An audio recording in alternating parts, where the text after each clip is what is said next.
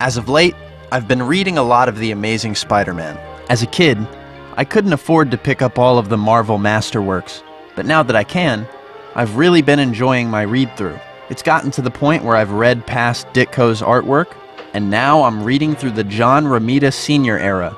And it's here where I've encountered one of my most nagging pet peeves: Spider-Man having the wrong amount of spider legs on his logo. I know it sounds stupid, especially to someone who might not give a damn about this sort of thing, but spiders have 8 legs. And this is a pet peeve that goes far beyond Spider-Man. I remember playing Rayman 2 as a kid, and there's this spider thing that chases you across the level. The problem is, this jackass only has 6 legs. It's gotten to the point where I get pissed off looking at Halloween decorations.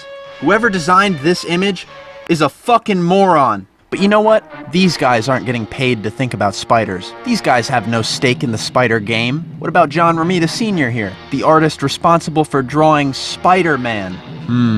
Okay, that is a 6-legged spider. There's another one, and another. Oh man, here's one on the back too. Here's another, and another. It wasn't like John Romita was incapable of getting it right, because he was. Look, here's 2 panels in a row where he gets it right, and here's a panel immediately after these 2 where he gets it wrong. Maybe I'm just overreacting. After all, spiders can lose their legs, but it is natural for them to have 8. But anyway, it's clear that John made mistakes when drawing his spider emblems. He'd draw more 8-legged spiders later on in his career, correcting his old ways. This certainly isn't a problem that will persist throughout Spider-Man's history.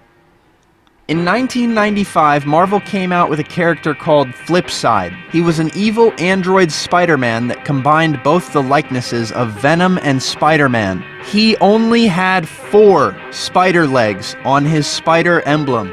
You could say 6, but these look more like chelicerae, which are spider fangs, basically. In 2012, Spider-Man goes toe-to-toe with Colossus, cosplaying as Juggernaut. For the entirety of his appearance, he is drawn with the correct amount of spider legs on the front, but on the back, every single time, without fail, the spider is drawn with 6 legs. Even today, Penny Parker gets a new skin in Marvel Rivals, and if you look at her chest, there it is again, another 6-legged spider.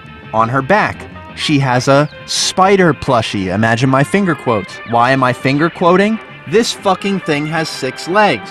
This is especially infuriating because her spider robot has many spider logos on it, all of them with the correct amount of spider legs. You people are supposed to be experts on spiders. How are you so consistently getting this wrong? Who started this trend?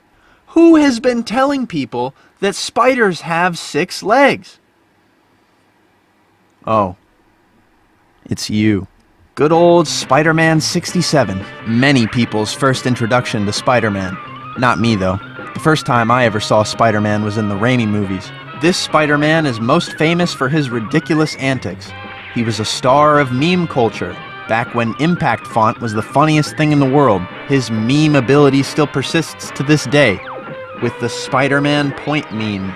If you've ever been to a Comic-Con in a Spider-Man costume, someone else in a Spider-Man costume is going to point at you and resume this stupid half-squatting stance. It's so ridiculous. It's so stupid. Stupider than this guy who forgot to draw the webbing on the rest of his shirt. Stupider than this guy who doesn't know how many fucking legs spiders have. You're fucking Spider-Man. How do you not know this? Ah, well. This is early animation. This show didn't have too much of a budget either. They would frequently reuse animations throughout the entirety of the show's run.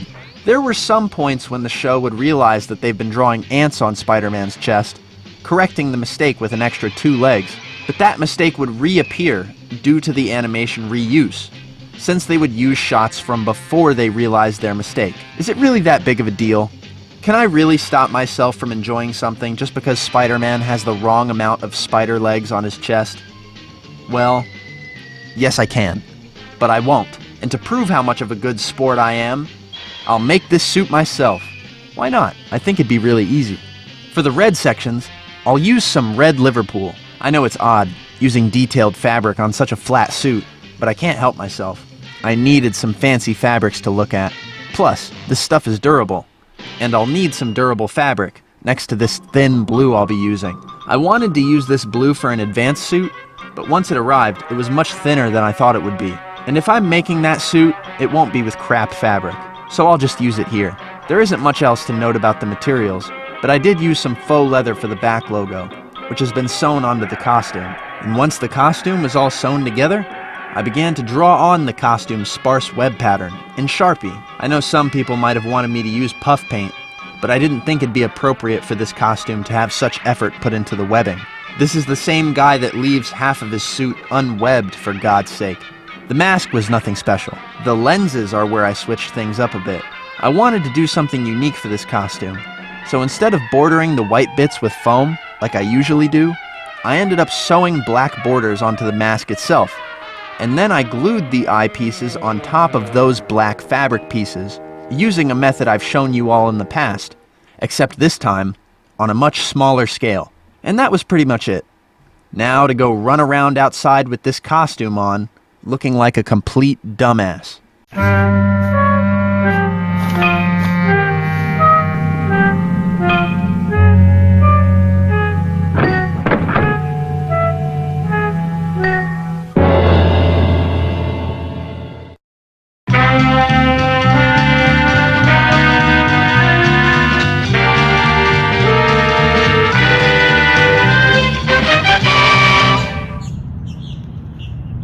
I feel like I'm missing an opportunity here.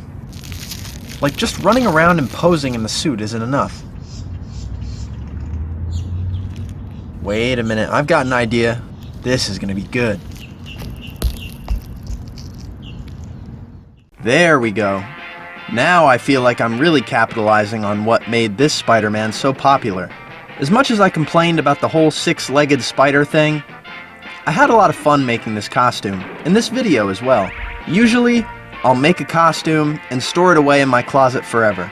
But with this costume, I got to make all kinds of fun images that I can look back on and laugh at. I even invited some of my fans to get in on the fun. I'll always have fun making jokes out of myself, but it's even better when you guys can join in on the fun. If you ever wanted to participate in that sort of thing, you can join the channel by clicking the join button right next to the subscribe button. For only $3, you can get yourself access into the PSM Discord, where I alert server members to all sorts of things I'm cooking up behind the scenes. But if you don't feel like directly supporting me, you can use Fortnite creator code AmazingPSM when buying skins in Fortnite to send some bucks my way. Well, that's all from me.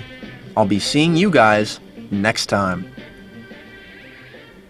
Wait, I'm not forgetting anything, am I? Yep.